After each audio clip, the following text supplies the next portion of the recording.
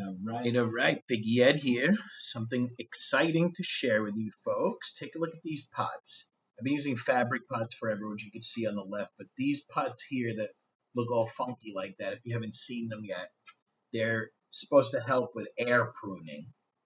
And that's my on right there. It's growing out of control. It's in a nice 10-gallon one of these air pruning pots. And this idea came from a man, Antonio. So thank you very much to him. And a bunch of these trees also came from him. Separate videos will be showing off those varieties. This is going to be so important for me because I run into problems with my trees getting root bound very quickly. So any little bit of help that I can get, I will take. I'm going to set up an experiment soon where I limit the number of variables and just focus on pots. I'll do 3 pot types, these air pruning pots, the regular fabric pots, and then the material, the whatever material, the solid pots. And I'll compare what happens. Give it a season and see. Take out the roots, open them up, and take a look at what happened inside. See, does one perform better than the other? The roots get more bound up in one over the other?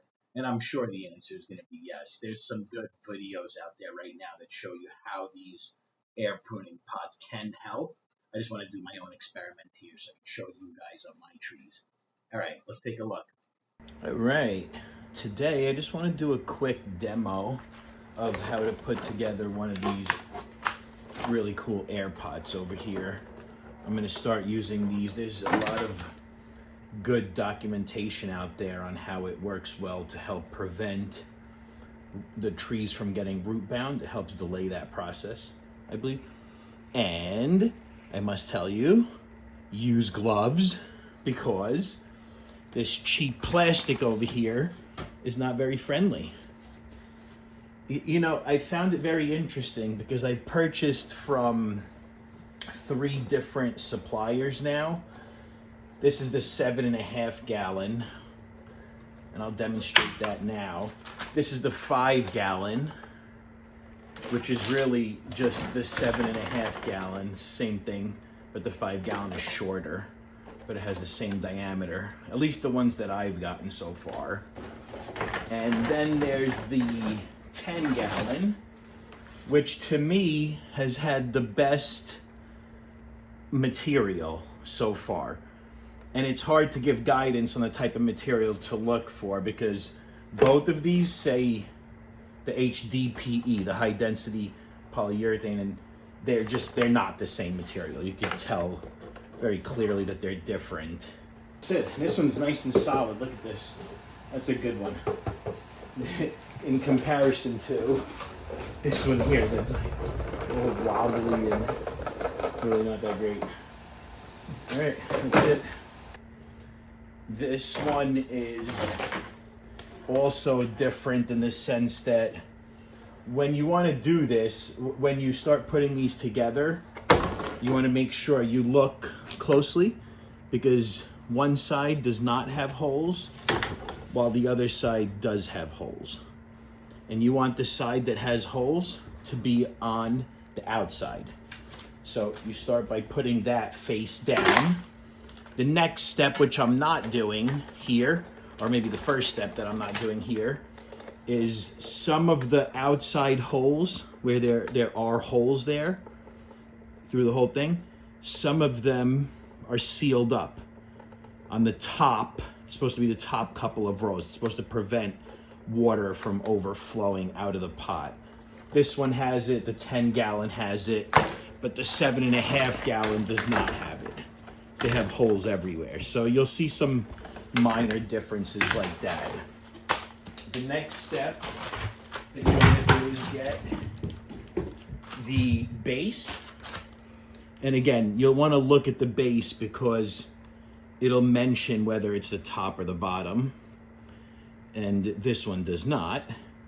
So the way I've been doing that is I put it where I believe it logically makes sense. If you're pushing down on this, it's gonna be harder for this to slip out.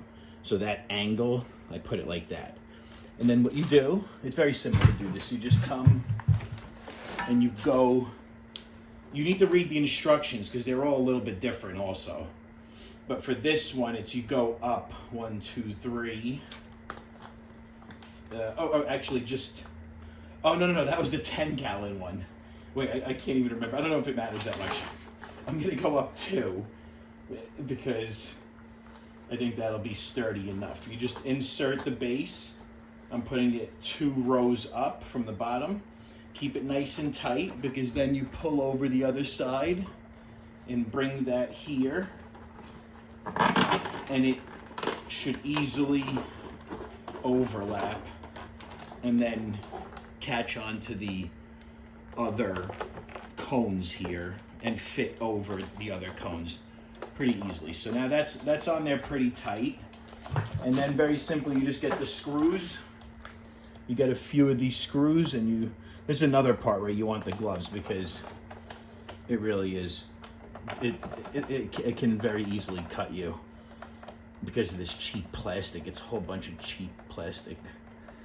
I don't know, those ones over there, the 10-gallons seem to be better material, and I think that I prefer using that one. I can't remember. I'm trying to remember the name of the company that gave it to me, that I bought it from. I think I want to say Super Roots was the 10-gallon, the one that I actually liked. And I do not remember the other. I know it was different companies, but the 10-gallon one that seems to be a little bit better is called Super Roots, and it did have better instructions also, and it also had better fastening clamps.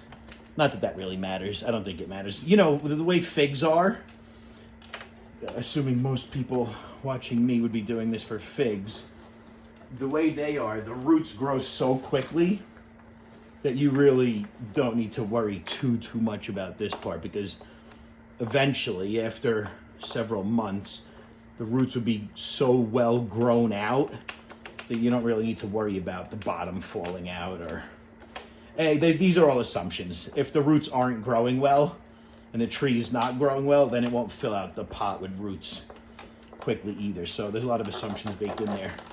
So that's pretty much it. It's put together now, and and now I'm just going to fill it up with soil. And some of them, like this 5-gallon here, they send some wire ties, and they ask you to connect this as well.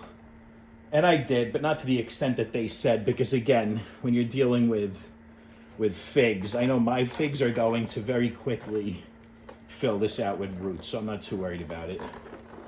All right, more to come.